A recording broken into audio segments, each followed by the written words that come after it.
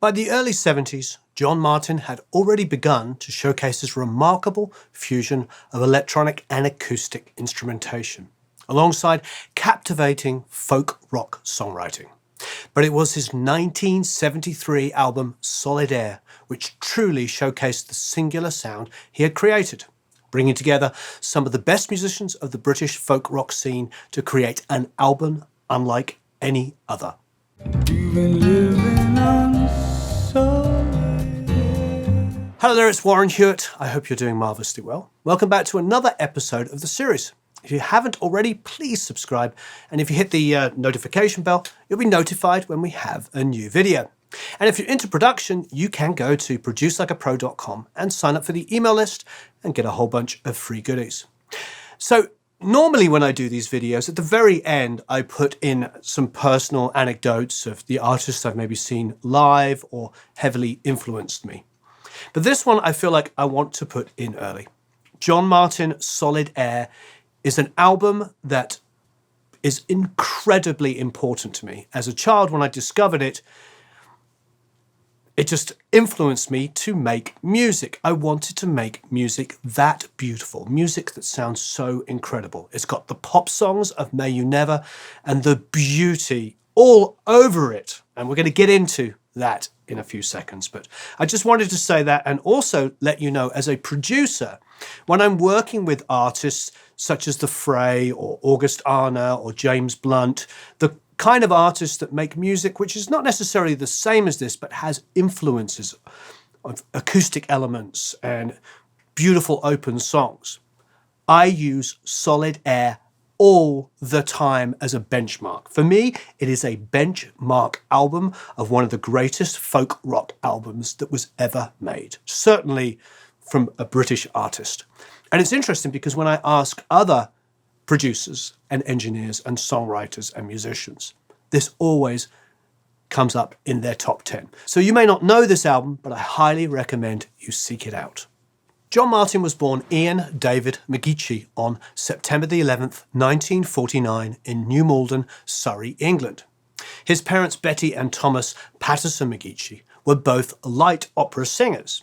Their divorce when he was a very young child meant that he spent his childhood travelling between Scotland and England, although most of it was spent with his father and grandmother in Glasgow. He began playing the guitar at age 15 and attended the Glasgow School of Art for a time. He ultimately left school at age 17 to pursue his musical aspirations, first entering music through the local folk scene under the mentorship of Hamish Imlach. I learned to play off a guy called Hamish Imlach, who taught me all the things I knew in C. Taught me all of those kinds of guitar licks and the sort of stuff that Ralph McTell plays, ragtime. Very gentle kind of Dylan-y stuff. In addition to Imlach's influence, Martyn's musical background was eclectic, from hearing his parents perform musical theatre from a young age and listening to classical music like French late Romantic composer Claude Debussy. It is perhaps this eclecticism that infused Martyn's consciousness in a way that helped him create a sonic world throughout his career that was so different from those around him. Early on, he met Clive Palmer of the Incredible String Band, and the pair would live together in a shed near Alston, Cumbria for a while, playing music and sharing inspiration. Martyn recalled, "Those were wild times, and Clive was a remarkable man, a great musician and down to earth. Absolutely no bullshit. Taught me lots of things to play." He signed with Island Records and released his debut album, London Conversation, in October of 1967. In 1969, he married Beverly Cutner.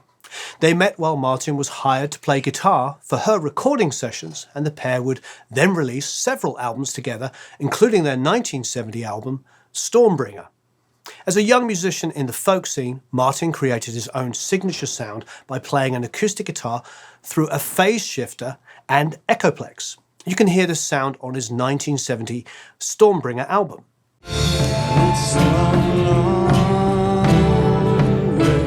Martyn credited the saxophonist Pharaoh Sanders as inspiration for the use of the Echoplex. The only reason why I bought the Echoplex was to try and imitate Sanders' sustain on my guitar. In 1971, Island Records decided to focus their attention on Martyn as a solo artist rather than a duo with Beverly, and this brought about his third solo album, Bless the Weather, which really showcases Martyn's Echoplex sound on the track Glistening Glyndebourne.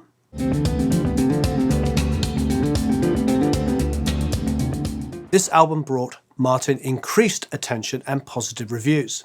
Zig Zag magazine wrote in 1974, "Without elaborating on Bless the Weather too much, let me say that it is a fabulous album. Quite definitely one of the very best of 1971, and one which you should spare no amount of trouble over to possess."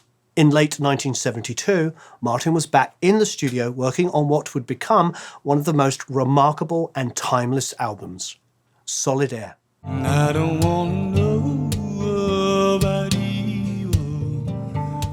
The title track was written for singer-songwriter Nick Drake, who was a good friend of Martyn. Drake tragically died 15 months later from an overdose of antidepressants. Martyn and others who worked on the album have confirmed this connection. Martyn recorded the song. It was done for a friend of mine, and it was done right with very clear motives. And I'm very pleased with it, for varying reasons. It has got a very simple message, but you'll have to work that one out for yourself. And listening to the lyrics, you can hear the words of comfort that Martyn was sharing with his friend. I don't know what's going on in your mind, but I know you don't like what you find. And when you're moving through solid air, I know you, I love you, I will be your friend, I will follow you anywhere. But I know you don't like what you find when you're going through. Martyn's voice is soothing, and in retrospect, quite haunting. The song also showcases the prominent role of Danny Thompson's bass playing. Thompson recalled the ease of putting the track together. I think Solid Air was the first one we did. From the top, live, none of us dropping in. I was really tearing the backside out of it. We were totally free, all the musicians were. There was nobody sitting there saying, no, no, no, not like that, more of like this. We didn't have all that. It was very trusting. John Wood was a beautiful engineer. Thompson's bass is forward in the mix, in this and many of the tracks on the album, giving this album such an interesting, singular sound. Tristan Fry's vibraphone and Tony Coe's saxophone perfectly match Martyn's expressive vocals, creating the song's haunting edge.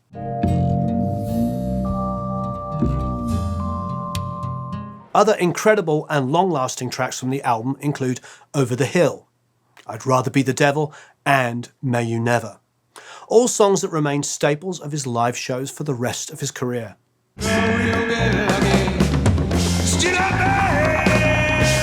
May You Never is perhaps Martyn's most well-known track. It was famously covered by Eric Clapton in 1977, among many other cover versions for several decades after Martyn's initial release.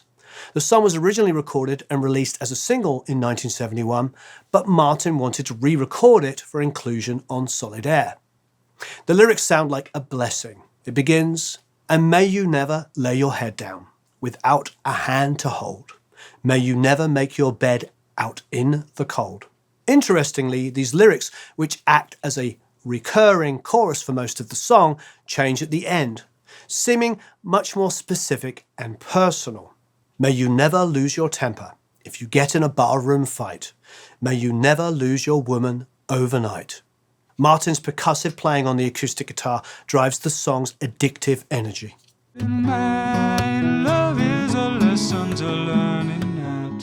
Solid Air was recorded in Studio 1 at Island's Basing Street Studios in London in November and December of 1972. Additional work was done at Sound Techniques in Chelsea, London. In addition to his phenomenal vocals, Martyn plays acoustic and electric guitar on the album and keyboard on the song Easy Blues. He also self-produced the album. He's got them gentle blues. Engineer John Wood recalls that the cast of musicians changed early on in the process, but the final lineup really can be credited with inspiring and creating such a phenomenal and unique album. For Solid Air, John had wanted to hire a completely different set of musos. We did 1 or 2 sessions with them, then I fell down some steps and hurt my ankle, and we had to call it off for 2 weeks. The bass player we had hired was not available, so we got Danny Thompson back. I set the cast list, that's for sure. Danny, Dave Mattox, Rabbit Bundrick, and people I'd worked with. Because of their musicality, they put John on his mettle. The core musicians on the album include Danny Thompson on double bass, Dave Pegg on bass, Johnny Rabbit Bundrick on keys, Dave Mattox on drums, and Nimoy Speedy Akwae on congas. The sleeve design was done by Fabio Nicoli, and the front cover photography was done by John Webster. The song Over the Hill features Simon Nicol on autoharp, Richard Thompson on mandolin, and Sue Drahim on violin, an American violinist who had discovered Irish folk music while living in Oakland in the late 60s, and had spent most of the 70s in the UK playing British folk rock. Nicol and Thompson were both founding members of Fairport Convention, although they were not currently in the band while working on Solid Air.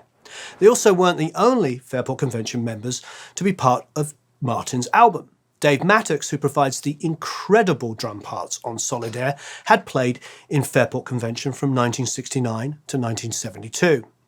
Mattox credits his experiences with the iconic electric folk band with changing his whole perception of how to engage with and perform music. I was in the band for a good 9 months before the light bulb glowed.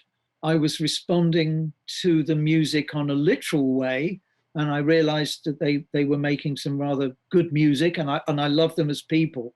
But on an aesthetic level, I didn't really get it till I was about 9 months in. And when I did get it, it had the most profound effect on how I started and then continued to listen to music. It basically flipped me completely. Those people, if it wasn't for them, I'd be in some terrible bad fusion cover band now.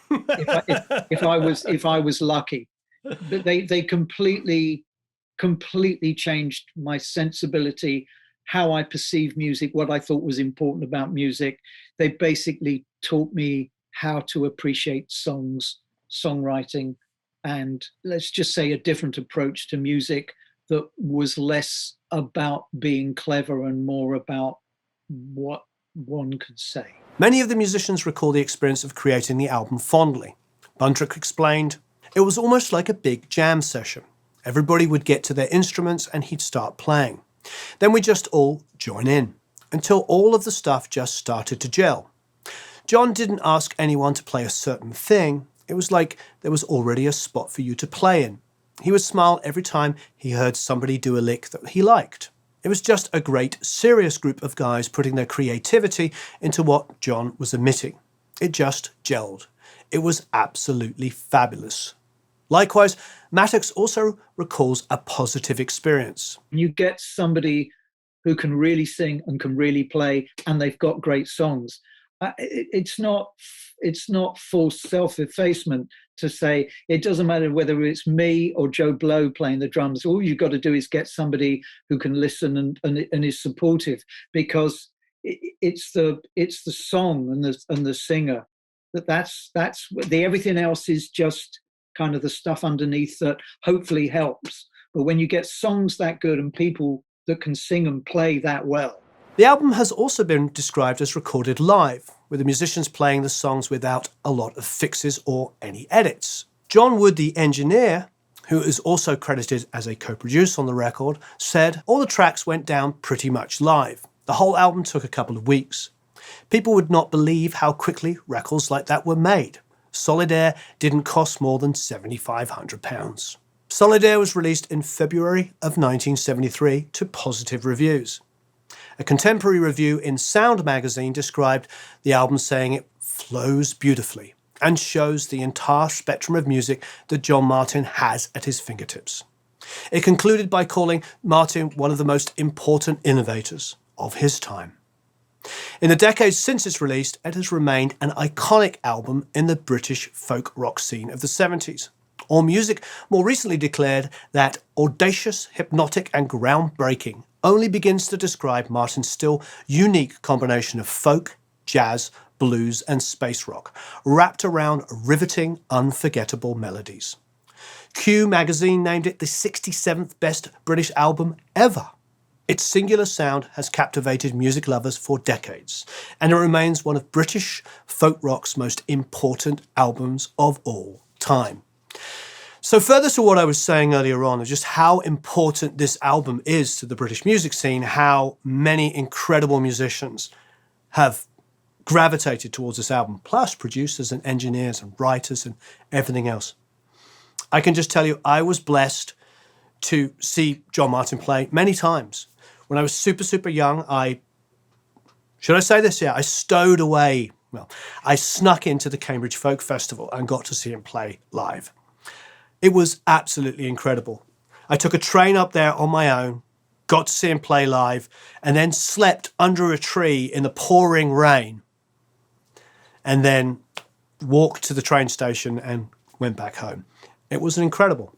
I was driving in Los Angeles a few years ago, and I was listening to Morning Becomes Eclectic. I'm sure you know that. And they were playing a John Martyn song. And I was like, this is incredible. This is amazing. They're playing some John Martyn. And it was off of Solid Air. So I'm getting all quite emotional. And at the end of the song, they said that John had died. And I called a very good friend of mine, Patrick Hannon, Patch, who was, I believe, tour managing John at the time. And I wanted to call and say what had happened. And he hadn't yet heard. It all happened only an hour or two before and had just been announced. And it was very sad. We were really both incredibly sad. I was in tears.